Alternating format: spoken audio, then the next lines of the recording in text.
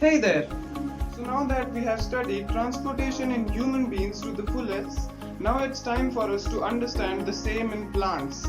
So now we already know since ninth that in plants transportation of water and some minerals take place through xylem, and transportation of food in soluble form takes place through phloem. We'll first have a look at xylem tissues. So we have seen plants taking raw materials through the environment to consider photosynthesis like carbon dioxide, sunlight and other raw materials. But you know what? Plants need some other raw materials to make food. Some of them are like nitrogen, proteins and some other nutrients which are not absolutely available in the environment. They are, yes, available at the soil.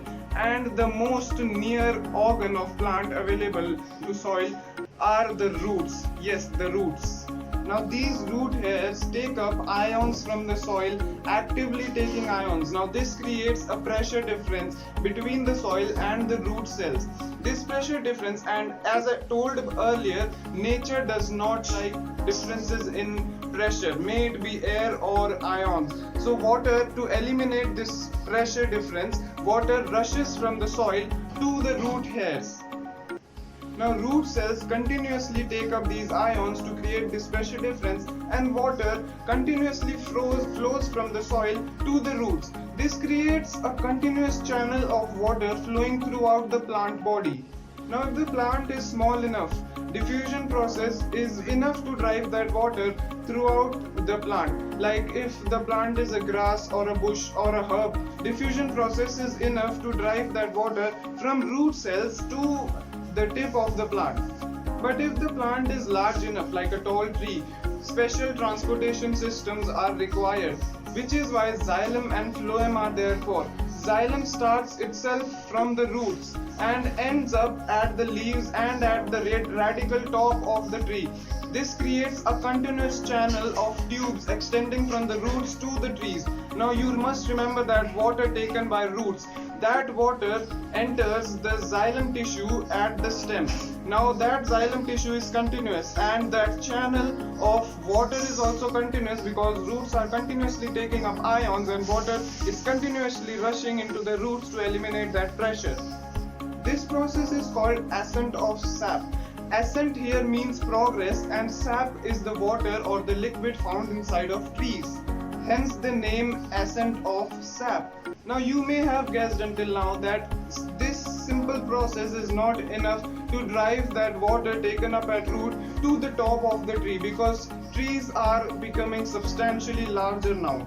For this, plants acquire a new strategy.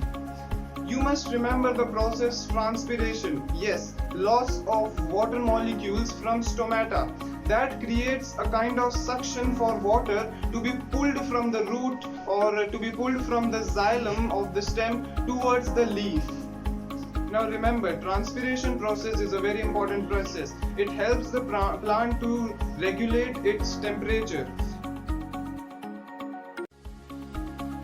Now let's see phloem. The major difference between xylem and phloem are two. The first being obviously, yes, xylem transports water with some minerals and phloem transports food in soluble form. The second major difference is the water and minerals are guided by physical forces or physical pressure differences in xylem, but phloem uses some sort of energy in the form of ATP to some extent only. What actually happens is that the tissues or the xylem and phloem are bundled together in a common stack. Now tissues in contact with phloem transport sucrose and glucose mixture. Sucrose and glucose are the food prepared by the plant by the leaves of the plant. Now the leaf cells or the leaf tissues in contact with phloem send that sucrose and glucose to phloem using energy in the form of ATP. That's it. That's the end of ATP.